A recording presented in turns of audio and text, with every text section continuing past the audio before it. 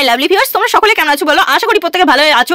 আজকে কিন্তু একটা নতুন টপিকের উপরে নতুন ভিডিও নিয়ে চলে এসেছি। অবশ্যই তোমাদের এই ভিডিওটি ভালো লাগবে, আর যদি ভিডিওটি ভালো লাগে অবশ্যই সামনে মানে আমাকে সাবস্ক্রাইব করে সঙ্গে থাকবে। ভিডিওটি যদি ভালো লাগে একটা লাইক করে দেবে। চ্যানেলে যদি নতুন কোনো বন্ধু হয়ে থাকে অবশ্যই চ্যানেল কিন্তু সাবস্ক্রাইব করে নিতে একদম ভুলবে না। তো বন্ধুরা, তোমাদের ভালোবাসার জন্য আমার যে জয়েন বাটনটা চলে এসেছে, অবশ্যই তোমাদের সামর্থ্য অনুযায়ী তোমরা কিন্তু জয়েন বাটনে গিয়ে একদম কিন্তু সাবস্ক্রাইব করে নিতে, মেম্বারশিপ নিতে একদম ভুলবে না। এই দিদিটাকে ভালোবেসে সঙ্গে থাকতে হবে সামনের দিনে এগিয়ে নিয়ে যাওয়ার জন্য, কারণ এখানে কিন্তু নিরপেক্ষভাবে ভিডিও হয়, নিরপেক্ষতা বজায় রাখা হয়। সেই ভিডিওগুলো তোমাদেরকে দেখতে হবে, কারণ এখানে কিন্তু কারোর সাথে গিয়ে বা কারোর সাপোর্টে গিয়ে কিন্তু কথা বলা হয় না। এখানে কিন্তু খুব পরিষ্কার পরিচ্ছন্নভাবে নিরপেক্ষভাবে ভিডিওগুলো করা হয়। অবশ্যই নিরপেক্ষ ভিডিও, যাদের ভালো লাগবে সাথে থাকবে, সঙ্গে থাকবে এবং সকলেই যেন ভালোবেসে আমার সাথে থাকবে, এটাই কিন্তু আমি আশা করে রাখবো। তো চলো আজকে মূল ভিডিওতে ঢুকে পড়া যাক। আরে বাবা, আমাদের মন্দিরা দেবী মানে মিট আপ রেখেছিল 4 লাখ সাবস্ক্রাইবারের জন্য, তাহলে এখানে আবার প্রবলেমটা কি হলো? আরে আমাদের মন্দিরা দেবী তো বলেই দিয়েছে যে মিট আপ আমি 4 লাখ সাবস্ক্রাইব হলেই রাখবো, কিন্তু মন্দিরা দেবী তোমার তো এখানে প্রবলেম হয়েছে। যে প্রবলেমগুলো আমি কিন্তু একটা করে দেখিয়ে দেবো, যে প্রবলেমগুলো হয়েছে একটু তোমারও বোঝাটা উচিত যে তোমার ভালোবাসার মানুষজন কতজন।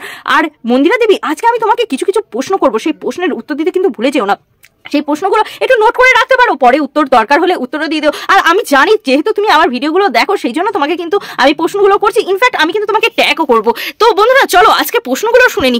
আরে মন্দিরা দেবীর দেখেছো কত লোকজন এসেছিল, দেখে কি সুন্দর ভালো লাগছিল, কিন্তু মন্দিরা দেবী তোমাকে ভালোবাসে কজন? মন্দিরা দেবীকে ভালোবাসে কজন?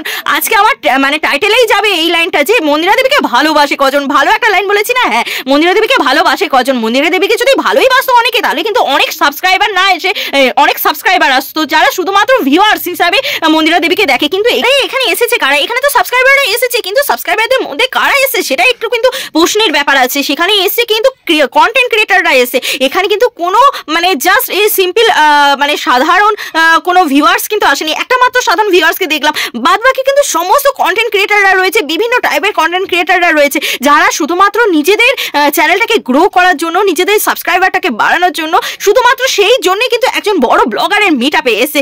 এটার কারণটা কি জানো তো? কারণটা হচ্ছে মন্দিরা, তোমাকে নিজেকে স্বার্থহীনভাবে মানুষজনকে ভালোবাসতে হবে। তুমি যদি স্বার্থ নিয়ে মানুষজনকে ভালোবাসো না, তাহলে দেখবে তোমার পাশের লোকজনগুলোও কিন্তু স্বার্থযুক্ত মানুষজন পাচ্ছ। আজকে দেখো সমস্ত স্বার্থযুক্ত মানুষজন পেয়েছো। তুমি যদি স্বার্থহীনভাবে মানুষজনকে ভালোবাসতে পারতে, তাহলে কিন্তু আজকে নন ক্রিয়েটারের ভিড় দেখতে তোমার আশেপাশে, কিন্তু নন ক্রিয়েটারের ভিড় ছিল না, সমস্ত ক্রিয়েটারদের ভিড় ছিল।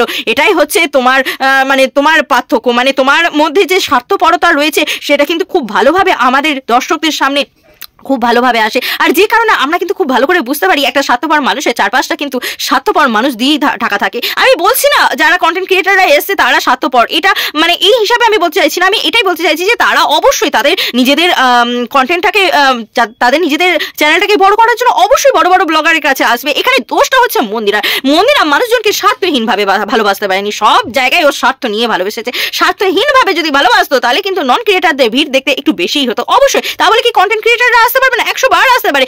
প্রত্যেকের চ্যানেলের জন্য, নিজেদের চ্যানেলটাকে কিভাবে গ্রো করবে সেই জন্য প্রত্যেকে কিন্তু দায়ী। প্রত্যেকে মানে দায়ী মানে কি, প্রত্যেকের দায়িত্ব রয়েছে যে নিজেদের চ্যানেলটাকে সে কিভাবে বাড়াতে পারে বা বড় করতে পারে। সেখানে মন্দিরার পাশে দেখো যারা এসেছিল তারাই কিন্তু কন্টেন্ট ক্রিয়েটাররা এসেছিল, নন ক্রিয়েটার কিন্তু একটাও দেখতে পারবে না। একটা মাত্র দেখতে পেয়েছি, আমার চোখে কিন্তু একটাই পড়েছে। তো ভিউয়ার্স, তোমাদের মতামত একটু জানাও যে স্বার্থপর মানুষরা কত বড় আর কি। আমার তো মনে হয় মূর্খ যদি না হতো, যদি স্বার্থ মানে মূর্খ যদি নাই হতো, তাহলে দেখো সে স্বার্থহীনভাবে কিন্তু প্রত্যেকটা মানুষকে ভালোবাসতো এবং সাধারণ জনগণের সাথে সে কিন্তু রিলেট করতে পারতো। অ্যাকচুয়ালি যে সমস্ত মানুষগুলো নিজেদের কোনো কন্টেন্ট ক্রিয়েটার নয় বা নন ক্রিয়েটার আসতো, তারা যেটুকু ভালোবাসা দিত আমার মনে হয় সেটা কোনো জায়গায় ফেক নয়। বাট কন্টেন্ট ক্রিয়েটাররা যখন আসে তখন কিন্তু একটা কিন্তু চিন্তা ভাবনা নিয়েই আসে যে আমার চ্যানেলটা যাতে বড় হয়, সেই জন্য সেই চিন্তা ভাবনা নিয়েই কিন্তু সে কিন্তু মিট আপে যোগাযোগ করে বা মিট আপে আসে, এছাড়া আর কিছু না। এটা আমার মতামত মনে হলো। এবার তোমাদের মতামত অবশ্যই কমেন্ট করে জানাবে। আর আমি আর একটা কথা বলি, মন্দিরা রানী, তোমাকে যে কথাটা না বললেই নয়। এই প্রত্যেকটা মানুষ খাওয়া দাওয়া করছে, তাদের মুখের সামনে ক্যামেরাটাকে ধরা, কেমন হয়েছে জাস্ট মানে থার্ড ক্লাস লাগছিল ব্যাপারটাকে। এরকম করে কেউ করে? একটা তোমার মিট আপে এসে সবাইকে দেখিয়ে দিচ্ছ, হয়ে গেছে। এবার খাওয়ার সময় সবাইকে যদি দেখা দেয়, মানে এটা একটা বিধিবিচ্ছিরি ব্যাপার লাগছিল। মানুষরা, প্রত্যেকটা মানুষ অস্বস্তিতে ভুগছিল। এরকম করে কেউ কখনোই করে না, কারণ ছোট ছোট ক্রিয়েটাররা অতটাও হয়তো সাবলীল হয়ে উঠতে পারে না, ক্যামেরা ফ্রেন্ডলি হয়ে উঠতে পারে না। বাট তাদের সামনে এইভাবে তুমি তো মানে কি বলবো, তুমি ঘুম থেকে উঠেও ক্যামেরা, ঘুমাতে যাওয়ার সময়ও ক্যামেরা, তোমার তো ক্যামেরা ফ্রেন্ডলি হয়ে গেছো, কিন্তু তাদের পক্ষে তো সেটা প্রবলেম না। সুতরাং তাদের সামনে এরকম করে না ধরলেই পারো, তাই নয় কি? আমার মনে হয় এটাই ভালো হতো। কিন্তু তুমি তাদেরকে একবারে অপদস্থ করে দিচ্ছিলে, এটাই আমার মনে হচ্ছিল। এইভাবে মানুষকে অবতস্ত না করাটাই ভালো ছিল।